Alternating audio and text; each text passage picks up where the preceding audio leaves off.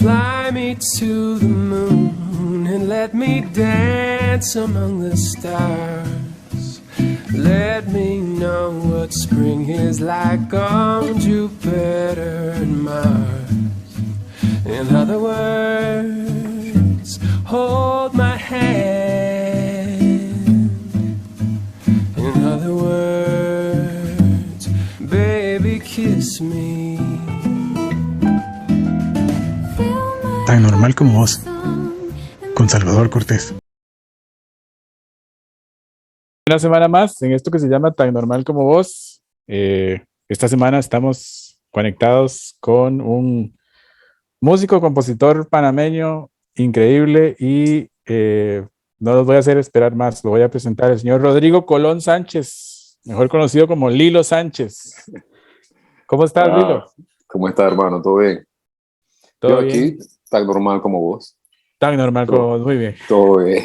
No tengo máscara, pero estoy normal, todo es súper normal. Ok. ¿Dónde estás ahorita? ¿En qué parte de la geografía mundial?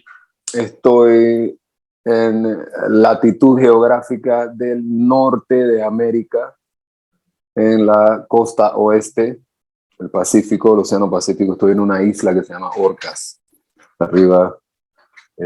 Eso es del estado de Washington, pero está súper pegado a Canadá, para que tenga más o menos una...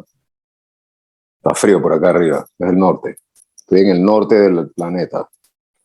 No congelado del todo, pero bastante cerca. Por ahí vi que en tu Instagram estuviste, creo que en Los Ángeles también, ¿no? Sí, estuve por allá visitando unos amigos y tocando con unos amigos. Ok. Sí. Lilo, para empezar esta serie de preguntas, así, Cuéntame. ¿en qué lugar de Panamá naciste? Yo nací en Ciudad de Panamá, un 9 de octubre de 1975, alrededor de las 12 del día, a la hora de almuerzo. Esa es mi hora. Yo nací a la hora de almuerzo en un hospital que se llama Hospital San Fernando, en Panamá. 9 de octubre 1975, Ciudad de Panamá, San Fernando. Ok, andamos casi parecidos. ¿Sí? Yo soy 8 de julio 1978. Ok.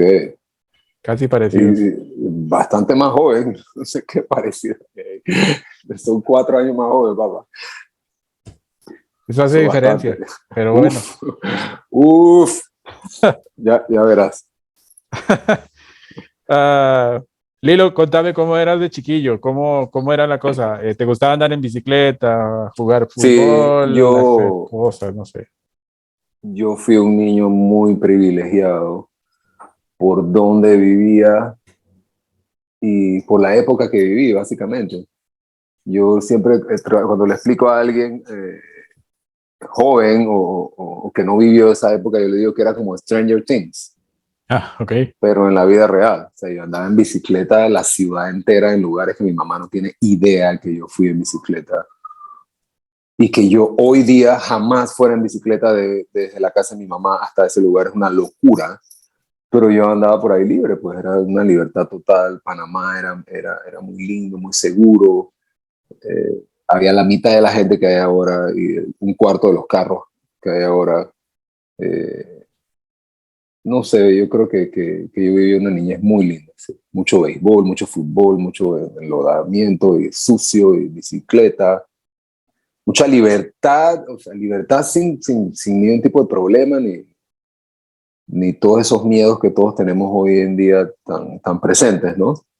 Yo agarraba mi bicicleta a las 10 de la mañana y yo sabía que a la hora de almuerzo tenía que venir y después me iba de nuevo y mi mamá no tenía idea de dónde yo estaba. No había celular, no había manera de... Mi mamá tenía que estar en la casa a cierta hora. Y digo, tuve mucha suerte que siempre llegué y nunca me quedé por ahí tirado, pero sí, viví la época dorada, diría yo, de mi país y de Latinoamérica también. En los 80 era como, salvo algunos lugares que tenían conflictos muy específicos en Centroamérica, los demás estábamos súper bien. Buenísimo. ¿Recordás, Lilo, qué se escuchaba cuando tenías 7 años en tu casa? A ver, 7 años, eso es 75, 76. Ah, wow, claro. Eh, Mucha salsa, se escuchaba siempre. O sea, la salsa y el merengue y este tipo de cosas son soundtrack navideños, eventos especiales. Mi papá era un man que él era militar, entonces él estudió en los Estados Unidos mucho y el man como que se guilló y pensaba que era sureño. Estaba loquísimo. Entonces le gustaba mucho el country y hablaba así con acento gringo. Hello, son. Porque esa fue su exposición, así aprendió el inglés, pues en el sur de los Estados Unidos. Y ahí empezó a escuchar música de Alabama y le encantaba todo eso, el country. Yo crecí escuchando mucho country. Eh, Steely Dan, me acuerdo, Santana.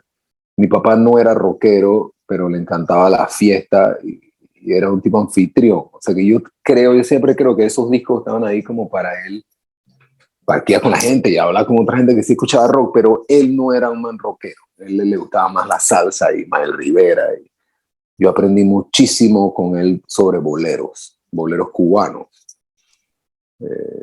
Vicentico Valdés, Benny Moré, todo ese soundtrack. Que al final es como yo hablo, me explico, como yo canto, eso está ahí súper marcado, todo eso del bolero, del sonero salsero, y con las otras cosas alrededor que le pasan a un niño que crece en Panamá, porque Panamá es un lugar muy internacional. Mi vecino eran gringos y mi papá tenía un montón de amigos gringos soldados. Siempre fue un lugar con mucha exposición a música de otro lugar. Yo crecí escuchando rock y reggae jamaiquino muchísimo en la escuela. Y todos cantábamos reggae jamaiquino sin saber inglés y cantábamos guacha guacha y unas locuras que inventábamos. Mucha música de Haití también, en Panamá, el Tabú Combo, la banda Scorpio. Panamá era un lugar bien loco cuando ves la música. Yo no sé por qué, yo creo que es al final todas las comunidades que viven ahí, ¿no? La influencia grande gringa de soldados, que eso quiere decir que hay un montón de gente en tu país, de otro país, que están entre 25 y 35 años, porque todos los soldados son jóvenes, la mayoría. Entonces, esa energía influenció muchísimo Panamá. Yo empecé tocando música en bares, tocando covers para soldados gringos. O sea que yo me aprendí todo el catálogo de rock clásico de los Estados Unidos, me lo aprendí cuando tenía 16 años. Entonces, y a la vez estábamos escuchando la música que se escuchaba en los barrios, en las fiestas. En las fiestas no ibas a bailar que Led Zeppelin ni The Doors, no, ahí te ponían 440 y tenías que bailar tu bachata y a la vez apreciarla. Yo siempre como que nunca tuve esa actitud del rockero total y que esa porquería, no, había algo dentro de todas esas músicas que igual me ponía en trance y me hacía prestarle atención y ahora mucho más, ¿no? Ahora yo pongo igual en un pedestal o quizás más alto a Juan Luis Guerra que a Jimmy Page. Entonces, pero eso son cosas que tú te das cuenta cuando ya estás más viejo. No estás peladito, tú quieres ser rockero de todas maneras, pero Panamá no te dejaba, básicamente. Ok, buenísimo. Antes de entrar a la siguiente pregunta, quiero saber primero qué son tamboreras. Tamboreras en Panamá. Una tamborera en Panamá es una canción folclórica, es una corriente folclórica. Esos son ritmos africanos que se encuentran muchísimo en la costa de Colombia también, en el Pacífico, en el Caribe, en versiones más negras, pero la tamborera en Panamá yo creo que es más como de comunidades más de Panamá, del centro de Panamá, que son gente más blanca. Entonces, pero igual los ritmos y la gente viajando y todas las migraciones en esos tiempos, al final todo se enredó. Pero una tamborera es una canción que básicamente es con tambores. Es un patrón. Mi tía hacía un montón de tamboreras. Precisamente para ella iba. Por ahí leí que tu tía fue la que te inició un poco con el tema de la música. Wow, qué y locura. así. ¿Cómo fue eso? ¿Cómo estuvo eso? Ella componía canciones, yo no sé por qué. Digo, en la familia de mi mamá, todo el mundo tocaba música. Mi tío tocaba el piano empíricamente, nadie sabe cómo aprendió a tocar el piano de niño. Mi mamá canta muy lindo, mi tía cantaba y tocaba la guitarra. Se sabía un par de acordes ahí medio rústicos, pero con eso hacía cientos de canciones. Todas las canciones en la menor, mi menor, re menor, son ciertos patrones melódicos, y ella ahí se inspiraba. Ella era doctora en español, doctora, tenía una cátedra en Cervantes. ¿Cómo se llama el man este? Cervantes Miguel, Saavedra. Miguel de Cervantes. Ajá, tenía una cátedra en este españolete, increíble, pero bueno. Y ella era muy... idolatraba el idioma en su más alta calidad, pues la calidad de la ortografía, la redacción. Yo aprendí mucho de ella indirectamente, de cómo decir las cosas, cómo escribir una letra, cómo ese tipo de cosas. Yo las aprendí porque estaban por ahí y las respiraba, me explico. Ella era profesora de español en la universidad, que valga la redundancia, y era una mujer muy especial, muy fuera de lo común. Explico, muy freaky, muy teatral, muy dramática, pero increíblemente erudita en lo que era el español y cómo sonaba el español, cómo debería sonar el español, cómo debería uno escribir, ese tipo de cosas. Yo aprendí la doctrina del idioma de ella. Y también ella hacía sus canciones, y yo al final terminé haciendo ciertas canciones durante la historia de Señor Luke, que son muy parecidas a las de ella. Hay una canción que se llama Roncabalao, que yo hice con mi hermano José, que es básicamente una tamborera, es mi tía. Igualitas, así como esas canciones, como te dije, la menor, que tú tocas en la maca. Muy simple. Panamá tiene mucho de eso, gente que compone canciones que son muy simples en guitarra y folclóricas, y esas canciones después las toca una orquesta de folclore ya más arregladas y todo, pero en su versión más básica son muy bonitas, son muy de inspiración así del campo, ¿no? Gente sin zapatos y ese tipo de cosas. Ok. ¿Qué La buena vida, la buena vida. La buena vida, good life, dicen los americanos. Uh-huh. ¿Qué instrumento aprendiste primero a tocar? La batería. La batería. Uh-huh. Y después de ahí fuiste cambiando. Yo soy baterista. Yo siempre digo que soy baterista, y lo demás yo no sé ni cómo pasó, pero ahí estamos, todavía en el proceso de entender y yo por suerte, antes de aprender a tocar la guitarra, por alguna razón podía expresarme con ella, yo no sé, o parecía que siempre me sentí que yo me estaba expresando con la guitarra, pero todavía no sé ni tocarla bien. Ahora he aprendido un poco más, pero yo todavía, cuando yo veo a una gente tocando guitarra, a veces me quedo sí, voy para mi casa, wow, qué locura. Pero al final es un instrumento que uno puede buscar diferentes maneras de expresarse a través de. Hay que tenerle mucho respeto, hay que aprender la matemática de la guitarra para poder expresarse tranquilo. Eso es todo. Nadie quiere que tú seas Ingrid Malmsteen o que toques todos los acordes de jazz, pero si tú empiezas a estudiar los acordes de jazz y empiezas a buscar otras sonoridades. Yo siempre canto mucho lo que toco en la guitarra. Decir, wow, esta nota medio rara, ¿dónde está? Y queda como un dedo loco ahí. Un acorde ahí súper avanzado, pero que yo no sabía que existía ese tipo de una búsqueda, ¿no? Sí. Pero yo aprendí la batería primero. O sea, básicamente fue súper rápido. Busca una escalera, papi, por favor.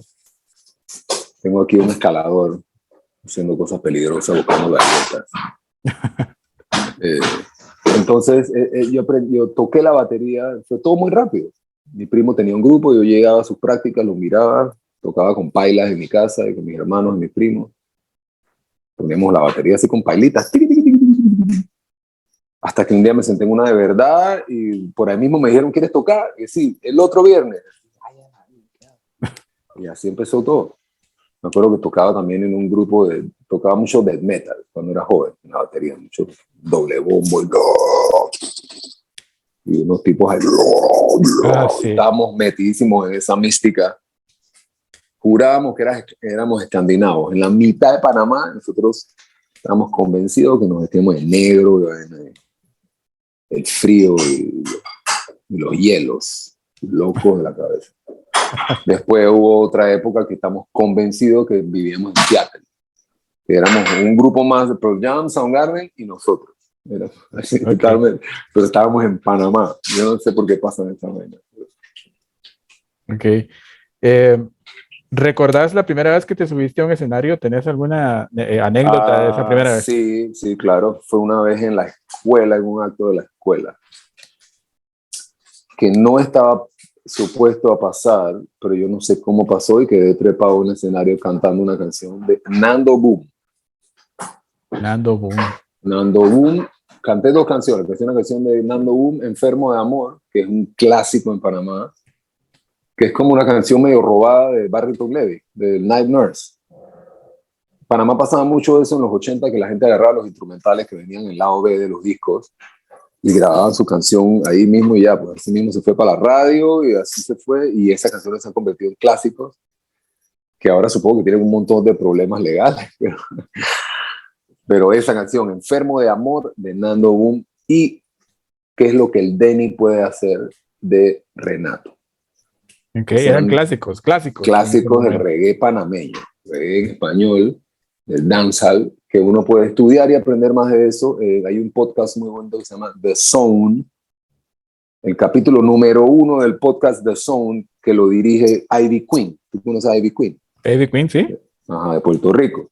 Bueno, ella es la que narra el primer capítulo y habla del nacimiento del reggae en español, lo que pasó en Panamá. Entonces, ahí puedes ahondar un poco en ese asunto e imaginarte dónde estaba yo en ese momento, mientras estaba ese reggae en español efervesciendo, pero yo estaba vestido de negro, con botas, suéter de Slayer, pero metido en la misma vaina, en la misma escuela que todo el mundo, y jugaba fútbol. Entonces era como una realidad un poco loca. Musical, ¿no? Una realidad súper abierta, musical, que al final ahora se transforma en lo que nosotros hacemos, pues. Es muy similar el resto de los integrantes de ese grupo, muy similar. Siempre hay como una variante ahí que tú escuchabas. ¿Qué? Sí, normal. A la vez que esto, estaba estudiando Yellowman durísimo, a la vez que Metallica. Okay. Pero no te das cuenta, ¿me explico? Entonces todo eso al final, cuando haces música, todo eso sale junto. Suma, claro. Exacto. Sí. Aquí en Costa Rica hubo como un efecto muy grande con eso que decías ahora, el general. Claro. El famoso, el meneadito aquí, sí, era increíble. Eso fue aquí una bomba. Y hasta el día de hoy te puedo jurar que si vas a una fiesta así y hay gente de mi edad para arriba o por todavía de los 30 años para arriba, hay gente que pone el meneadito, hay gente que pone el general, hay gente que pone esa música y sí, se sigue dando. Sí, son cosas que ellos no esperaban que se convirtieran en clásicos, y ningún cantante esperaba que eso fuera un éxito en Costa Rica. Digo, ahora es diferente porque ahora tienes tus redes sociales y te puedes promocionar, pero en ese tiempo fueron todos accidentes. Es que el meneíto en El Salvador, ay, a la corran para allá a hacer conciertos ya, porque si no después se olvidan y nadie se da cuenta de nada. Entonces, sí, es bonito porque nosotros conocemos personalmente a mucha de la gente que fueron parte de esa historia del meneíto, al manager de todos esos managers que trabajó con nosotros en un tiempo también. Una locura, Panamá es un hervidero de música. Tú estudiaste arquitectura, diseño gráfico y publicidad. ¿Cómo combinas eso con la música? Es totalmente combinable. Es matemática, bordes, líneas y control de tráfico. Ok. Y también di que un montón de patrañas para vender cosas. Okay, patrañas diarias. Esa es. Y leyendas prefabricadas. La publicidad es un arte, ¿no? Yo salí huyendo de esa vaina hace muchos años, yo trabajaba fuertemente con Iñaki. Iñaki tiene una compañía de jingles, se le hace jingles mucho y eso, pero es una locura. Tú necesitas tener como un cerebro extra para eso. Y al final eso me estresaba muchísimo y yo me metí mucho en las locuciones, en las narraciones y eso, y al final eso se convirtió como en mi negocio más que la publicidad como tal, pero al final las locuciones son para publicidad. O sea, sigo en Navy SEAL, sigo en el ejército, aunque te he retirado. Ok. ¿Cuándo empezó Señor Loop? ¿Cómo fue que empezó Señor Loop? Nosotros nos reunimos por primera vez como por finales del 99. Me acuerdo que eso era una época en Panamá que estaban devolviendo el canal y estaba todo muy, había un ambiente súper positivo y súper de nuevas eras, ¿no? Y de mucha experimentación con hongos y demás cosas de expansión de conciencia. Entonces recuerdo que empezamos a tocar como de manera bastante, o sea, no esperábamos nada. Nos reunimos, empezamos a hacer unas canciones. Un amigo de nosotros hacía fiestas raves y nos metía a tocar en esas fiestas raves que estaba todo el mundo loquísimo y nosotros tocando y wow, y ahí empezó todo. Fue como una pelota que empezó a crecer y a crecer y a crecer. Y de repente Iñaki salió un disco de que, hey, tengo un disco aquí. Y dije, ¿qué? ¿De dónde sacaste esa vaina? Él como que recopiló unos jams que habíamos hecho y algunas eran más canciones que otras, pero al final el primer disco se lo sacó él del forro. Yo no sé de dónde sacó eso. Todavía nadie sabe bien de dónde sacó esa vaina. Pero todo empezó así como que y de repente ya cuando nos dimos cuenta era muy tarde.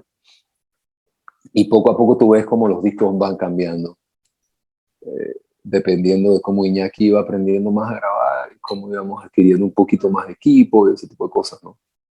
Ya en el segundo, tercer disco ya empezaban a haber unas baterías de verdad, ya no estábamos robándonos las baterías de otra gente, ya no usamos muchos samples, ya tocamos más instrumentos, cosas fueron creciendo a medida de nuestras posibilidades. Uh-huh. ¿De dónde vienen esos sonidos o esos ritmos que tiene Señor Loop? Porque como vos decís, ha habido como una evolución entre lo que inicia y lo que hay ahora. Uh-huh. ¿Cómo vas insertando, cómo van insertando ustedes esos sonidos que los hacen? Aquí yo creo que la mayoría de la gente que escucha a Señor Loop es Uh-huh. porque tiene un sonido totalmente diferente a lo demás. Mucho de eso es natural, muchísimo es natural. Yo siempre digo que nuestro fuerte es la matemática, los ritmos. Y nosotros jugamos con eso de una manera como los avatars, así de que time bending. Entonces, esa es nuestra primera satisfacción, es manejar y destruir y hacer las cosas que no se deben con los ritmos. Entonces, cuando te pones a ver, nuestra música es bastante sencilla. Somos unos tipos súper estudiados, pero rítmicamente siempre es como súper súper complicada, o no complicada, sino tiene mucho trabajo. Nosotros siempre vemos mucho los detalles del ritmo y de la música y todo. Y también hay una ficha, por ejemplo, Iñaki es un man obsesionado con que las canciones no se parezcan a nada. O sea, hay mucho de él, de esa vaina. Yo tuve unos momentos, siempre tengo unos momentos como que pienso que soy como reggaetonero. Entonces me salen unos cobres ahí raros. Y, ¿qué? Esa vaina no. Estamos en Panamá, no estoy hablando así como portorro. Ese tipo de vainas. El espíritu de Cerati también, que está por ahí siempre, man. Siempre necio. Man. No, señor, ¿qué sea? Fue como que teníamos unos letreros y que no Cerati. No. Porque son cosas que se me salen a mí cuando canto. ¿Sabes? Entonces, estar como un poco más consciente de eso a la vez, al momento de cantar, fue importante para mí, fue un proceso grande trabajar con Iñaki cantando, por ejemplo. Yo siempre digo que cuando yo canto solo, en las cosas que yo hago solo, cuando trabajo con otra gente, yo nunca llego a ese punto de de drama. Nunca llego a estar así totalmente tan vulnerable como llego cuando trabajo con él, porque el man te rompe, básicamente. Como un productor, el man te pone ahí, te da y te da hasta que tú estás en pedazos y ahí puedes cantar, ¿me explico? Ahí puedes cantar y puedes llegar a niveles dramáticos más fuertes y expresarte mejor, ¿no? Entonces, yo siempre estoy muy agradecido por eso. No sé cómo llegué a hablar de esta vaina, ni qué me preguntaste, pero por ahí va la vaina. La originalidad está un poco en la naturalidad y es un poco estando consciente de no parecerse mucho a ciertas cosas, o cuando te pareces a algo que sea totalmente absurdo. Ujú. Nosotros buscamos una referencia absurda siempre de cosas que son confort para nosotros. Mucha música tropical y reggae, bachata, y vainas absurdas que te dan risa y al final eso te inspira a terminar una canción. Ok. Em, ¿Cómo ves la evolución de la música desde Panamá hasta Estados Unidos, ahora que estás allá? Ujú. Desde cuando comenzaste vos a cómo está la cosa ahora, porque ahora hay con tanta tecnología, hay tantos apps para hacer Ujú. música y todo es como más fácil, como decías ahora, las redes sociales, puedes poner una canción ahí y se va sola, ya no es como antes. ¿Cómo ves esa evolución? ¿Es para bien todo esto que está pasando? ¿Cómo lo Digo, ves? las cosas que han pasado, la mayoría son para bien. No puedes confiar que si tienes redes sociales eso es todo. Al final la música, yo me he dado cuenta que sigue funcionando en muchas maneras igual que siempre. El que esté firmado con una compañía grande va a gozar más que el que no. Así de simple. Entonces, lo importante es que la vaina te agarre trabajando, yo creo. ¿Sabes? Trabajar y lo bueno de tener todas estos canales de expresión es que tú, el que más trabajo le mete también puede tener un nivel de resultados específico, ¿me explico? Ujú. Si tú trabajas, tú vas a ver tu trabajo ahí. Y puedes hacer tu música y publicarla ahí, puede que tengas 100 personas viendo eso y ya, pero al final da igual, ¿no? Esto no se trata de qué mayoría, de cuánta gente le llegue, sino que hagas lo que quieras hacer, yo creo. Y digo, desde cuando nosotros empezamos ahora, yo creo que en cuanto a trabajo uno va más al grano, tienes más experiencia, pero yo creo que yo sigo trabajando igual que hace 20 años.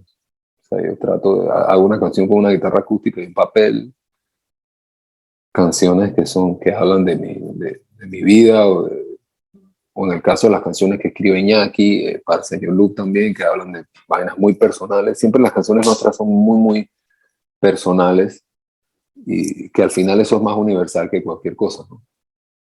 Porque a todo mundo le duelen los pies, al final. Ese tipo de visión súper, súper humilde y súper interna, al final se vuelve la más global que tú te imaginas. Sí, yo creo que es eso, cuando haces música, como mantenerte fiel a ti mismo y busca para adentro. Yo siempre digo eso, busca para adentro, escucha, busca tus raíces, conoce el folclore de tu país. No sé, aplícalo después en música, pero sin necesidad de estar haciendo una repetición de lo mismo, ¿me explico? Porque ahora hay mucho con el auge internacional de la marca latino, hay mucho, y digo, yo vivo en los Estados Unidos, o sea que tú ves un montón de grupos de cumbia y gente que toca no sé qué, y yo me quedo como, ¿esta vaina qué es? Tu manes, no podrían hacer una música un poco más original, pero con el flavor de la cumbia que les gusta, yo sé que les gusta, pero los grupos de cumbia son los grupos de cumbia allá, en la montaña, en Perú, no sé, me explico, esa gente está allá. Entonces, a veces estoy un poco confundido cuando cosas folclóricas se vuelven marcas, me explico. Es como un poco complicado, yo diría. Yo sí diría que siempre hay que tratar de ser original y de unir todas tus influencias y ponerlas en un plato como tú las ves. Ok, sí, completamente de acuerdo. Eh, Ahora que hablabas de lo que te inspira para escribir, ¿Cuál es el proceso creativo? Empiezas con una melodía, empiezas con una letra, empiezas con un sonido, empiezas con una idea. ¿Cómo es tu proceso creativo? ¿Qué te inspira? Hay de todo. He empezado con melodías, he empezado con frases. Yo escribo frases siempre, diariamente, todo el día. Escucho frases que dicen mis hijos, que dicen mi esposa, que dice la gente, la televisión, las escribo. El otro día tengo una idea de una canción en la cabeza y el otro día estaba en un ascensor y una señora dijo algo y me quedé, dije, wow, no sé por qué esa frase me llevó a la otra frase y las dos suenan bien juntas. No sé, es simplemente estar abierto.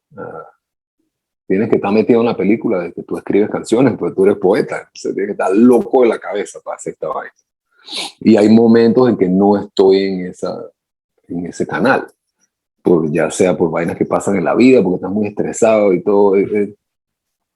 Ahora que vengo a eso, es importante que la gente aprecie el trabajo que hace alguien que hace música, porque es como un estado mental absurdo. Para lograr hacer canciones, para lograr hacer eso, tienes que estar loco de la cabeza. Yo escribo canciones. ¿Me explico? Nadie te está pagando un montón de plata para que te sientas a escribir canciones, tú nada más las escribes y ya. Entonces, eso yo creo que es importante, estar abierto a lo que te dice el mundo. Y ahí vas escribiendo. Yo voy guardando mi cuadernito, después tengo algunas ideas de riffs, de guitarra o de piano. Las canciones son mucho de proceso, esta cosa mía, y de repente se unen cosas, se unen estrofas que escribí en otro momento, se unen dos canciones que escribí en diferentes momentos. Es un proceso mucho de búsqueda, de experimentación. Yo creo que es mucho, yo escribo música mucho como la gente hace películas. Como que tú investigas el tema que quieres hablar y te preparas en este tema y empiezas a buscar palabras y frases que suenen a este tema, me explico, lenguajes alrededor de esto que quieres hablar y ahí te vas. Cada canción es como un mood, ¿no? Una historia, una imagen muy visual, o sea, una historia para que te lleve a ese sentimiento. Vamos a hablar de dos cositas ahí que no son tan agradables. Una de ellas es el tema de la pandemia. Mucha gente, a nivel mundial, perdieron familiares, muchas cosas se vinieron abajo. ¿Cómo viviste vos, cómo vivió señor Loop la pandemia? He visto que hay muchas sesiones, hicieron sesiones, se tuvieron que tirar el streaming, toda la cuestión. Pero ¿cómo lo viviste ya como humano principalmente, todo este tema de la pandemia y cómo lo vivió el señor Loop? Horrible. Nosotros publicamos nuestro disco en noviembre del 2019. O sea que el disco empezó a salir cuando estaba la pandemia en lo más hot. En Panamá, que Panamá era absurdo, te dejan salir una vez a la semana por 2 horas a comprar al supermercado y ya. Mientras veías al gobierno despilfarrando millones de dólares. Al fin, fue muy duro, la verdad. Como humano, como ciudadano panameño, fue horrible.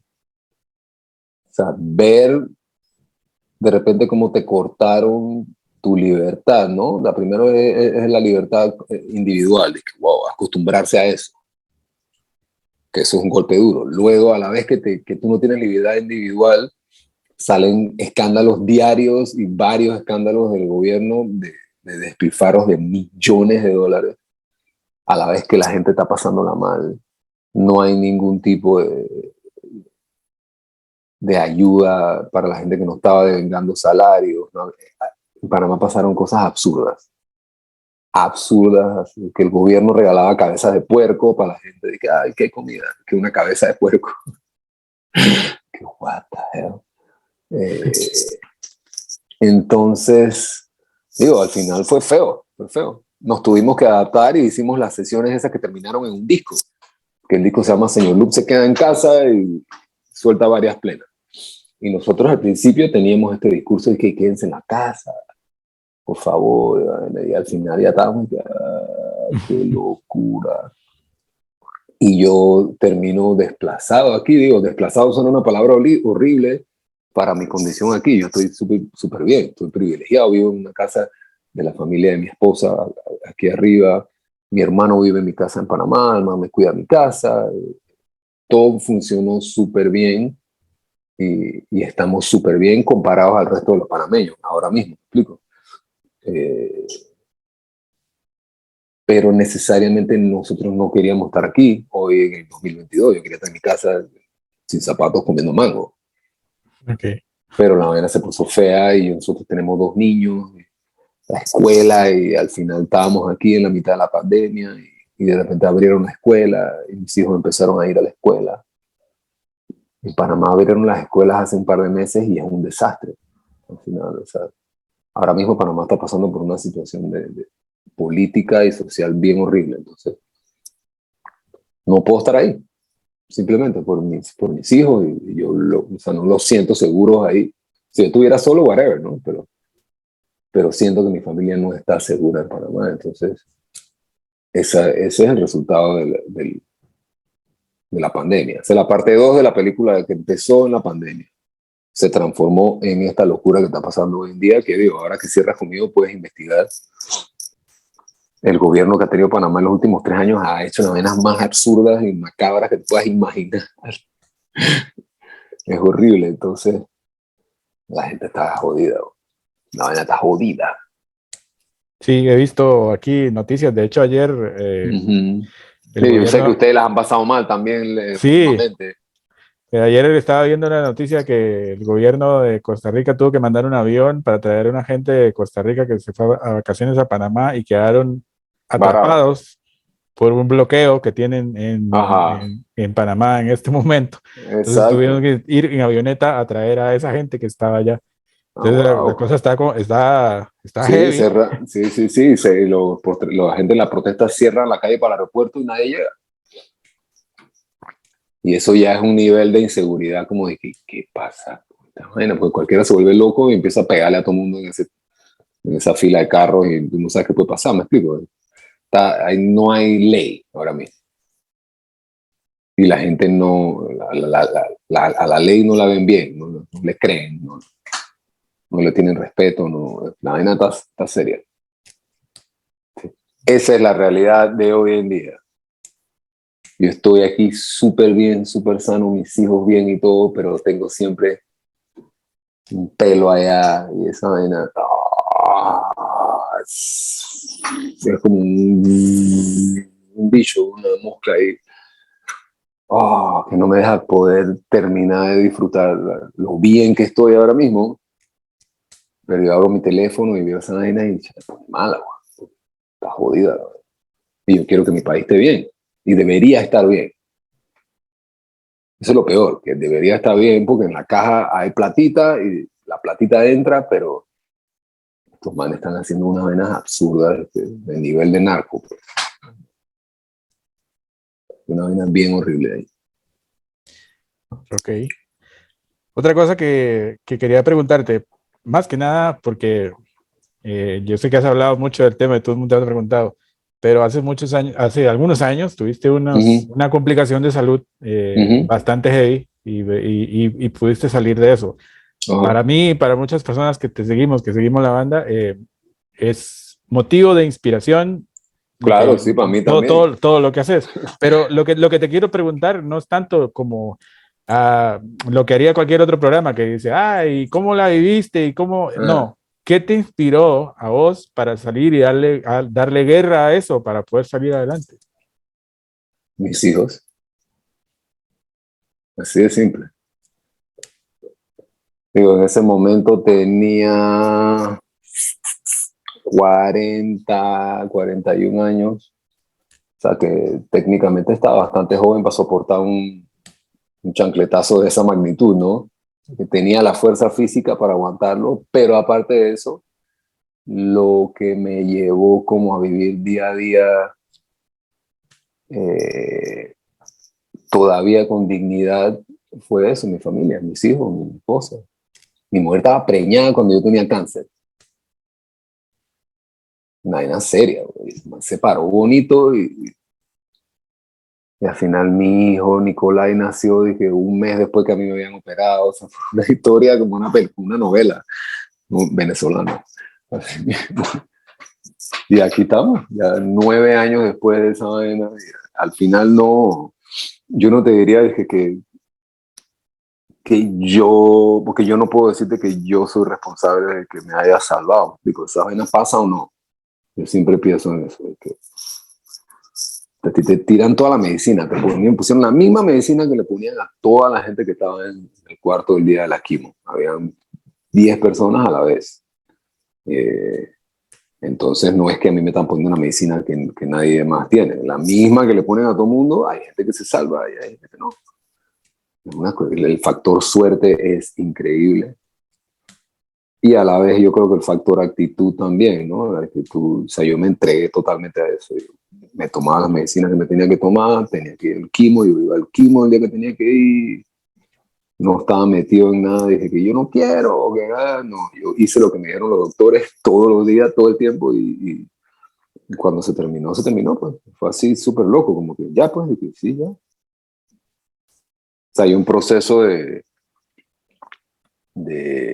seguridad después, ¿no? Te chequean de que cada 6 meses y después, 2 años después, te chequean una vez al año y después te chequean menos y así poco a poco ya es, la doctora me dijo, vete aquí, no te quiero ver más.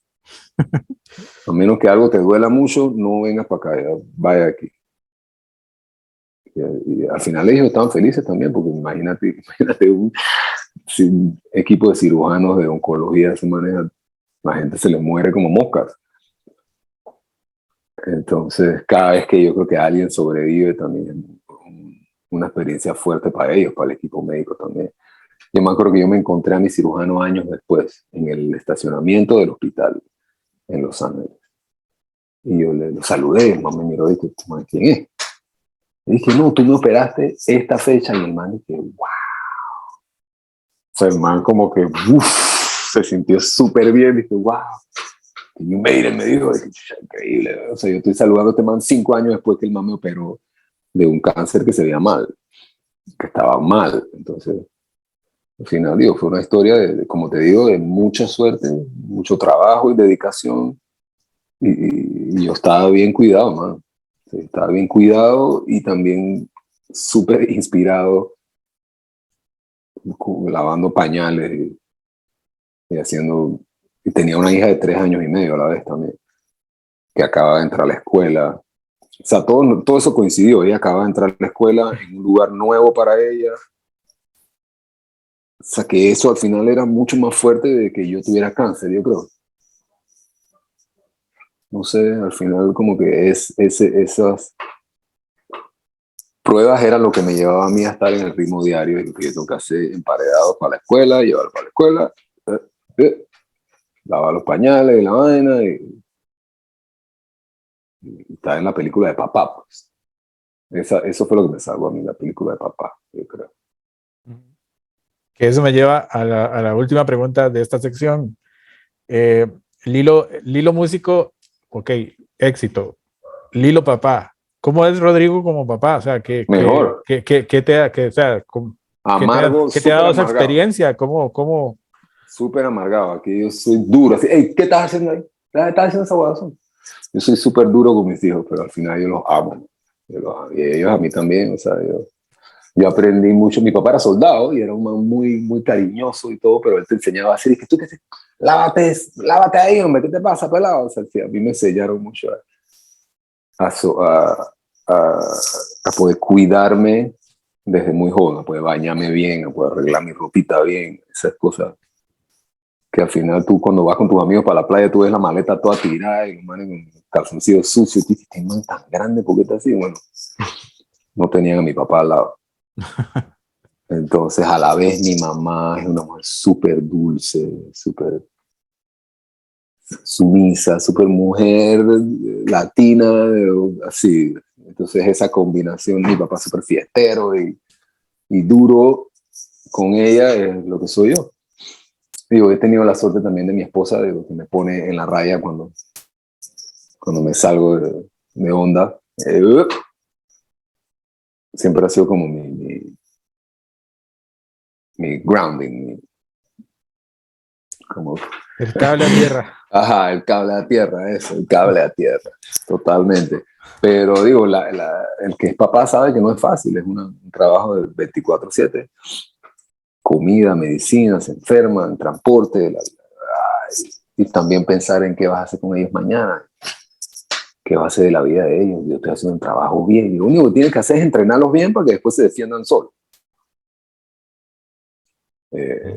Porque eso es lo que yo tengo. Yo no tengo para dejarles unas propiedades ni nada de esa vaina. Entonces, lo único que les voy a dejar es entrenamiento de Navy SEAL, ¿sí? Para que estén listos para la guerra y vaya para la calle.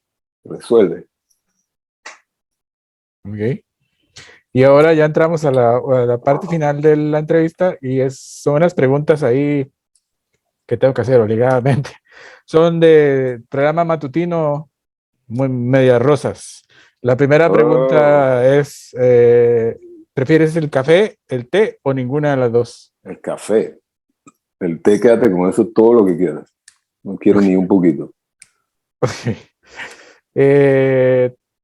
¿Cerveza o whisky o ninguna de las dos? Ninguna de las dos. Quédate Okay. con eso también. Ok.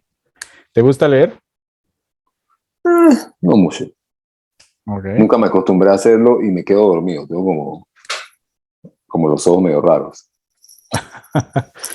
Pero cada vez trato de hacerlo más. Yo siempre ¿sí? digo que yo leo a través del cine. Me encanta el cine, me encantan las películas. Okay. Un libro que leyeras así, que te acuerdes, que te gustó, ¿no? Kitchen Confidential, todo lo que leo es de cocina. Ok. ¿Te gusta la cocina? Ajá, leo, los únicos libros que leo son libros de cocina, de recetas y que tienen mucha historia de la cocina. Me acabo de comprar un libro de un restaurante en San Francisco, el primer restaurante chino que hubo en San Francisco en los 1800 algo, era más o menos la misma época. Es loco, porque yo trato de conectar. Coincide con la misma época que estaban construyendo el canal. Yo me trato de imaginar estos chinos inmigrando a San Francisco y la única manera de ellos de sobrevivir es cocinar.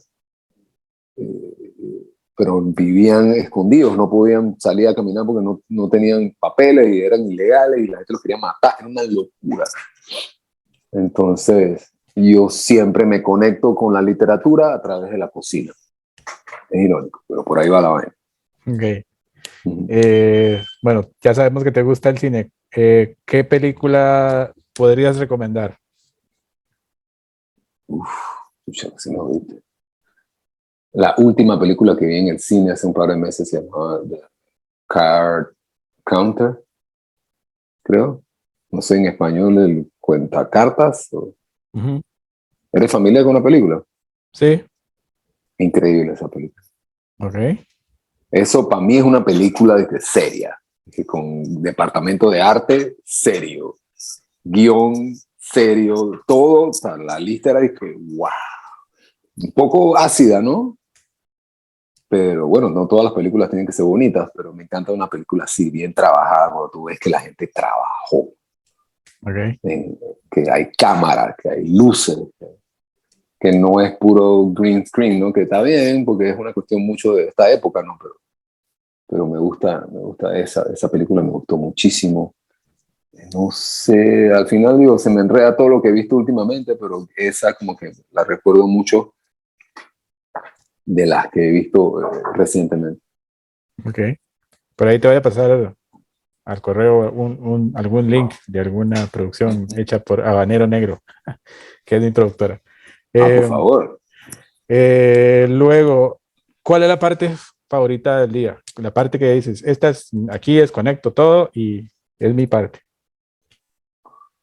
Yo diría más bien antes de conectar todo. Las mañanitas, cuando todo el mundo está dormido o distraído. Ese es Okay. el mejor momento aquí, cuando los niños están dormidos todavía. Yo en mi vida cotidiana no soy muy nocturno. Cuando salgo a la calle, cuando salgo a tocar, tengo que viajar y todo, tienes que acostumbrarte a otros ritmos, pero aquí siempre uno se va a dormir temprano. 10 y pico de la noche, yo, ¿qué voy a hacer por ahí? Me voy a dormir. Okay. Me gusta más como el mañanero. Wake and Bake. Ok. Y la última pregunta, esta es Rosa. ¿Qué te enoja? ¿Qué es lo que te hace enojar así, nivel Dios? ¿Qué me enoja?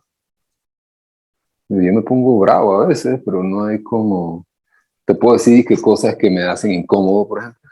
¿Te parece? El desorden, Ok. las cosas que no están alineadas, por ejemplo. De que vainas viradas y carros mal parqueados, esta vaina me produce una inconformidad en mi alma muy grande. La comida que le falta sal, siempre la siento muy ofensiva, como que entonces pasó.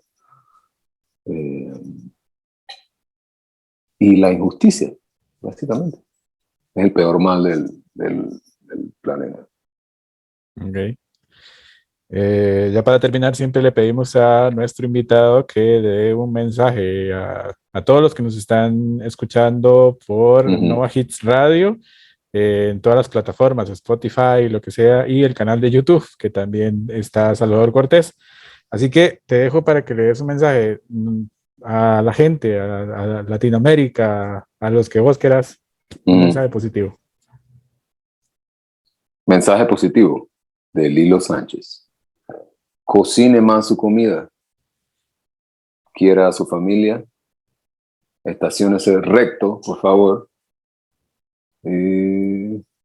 Ya. Si quiere, no se bañe, whatever. Pues, cada quien es libertad personal. Pero estacione su carro bien para poder que el otro que llegue al lado también se pueda estacionar. Y así consecutivamente. Todos vamos a estar felices entre las dos rayas amarillas. El mundo, según Lilo Sánchez, muchas gracias. El grid.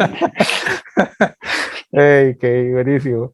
De verdad, gracias por el rato que sacaste, por estar aquí, por haber aceptado la invitación. Espero no sea la última vez, poderte encontrar en algún otro momento para hablar un poco más de los temas que Papi, vengan, de lo que sea. Y ¿dónde podemos seguir a señor Loop? Ok, señor Loop tiene sus redes sociales en Instagram, en Twitter también, el Facebook para las señoras. Busquen ahí Senor Loop. La mayoría son Senor porque no había ñ en ese momento. Y yo también tengo Instagram y Twitter. Mi Instagram es The Brown Ratia, pero creo que si ponen Lilo Sánchez creo que lo pueden encontrar también. Cuando abrí mi Instagram y traté de ponerle Lilo Sánchez fue imposible porque había 5 millones de cuentas de Lilo en México, otros 500 millones de Sánchez, y fue imposible. Entonces por eso le puse The Brown Ratia. Ratia es el apellido de mi esposa. Hice como el contrario, ¿no? Yo me puse el apellido de ella.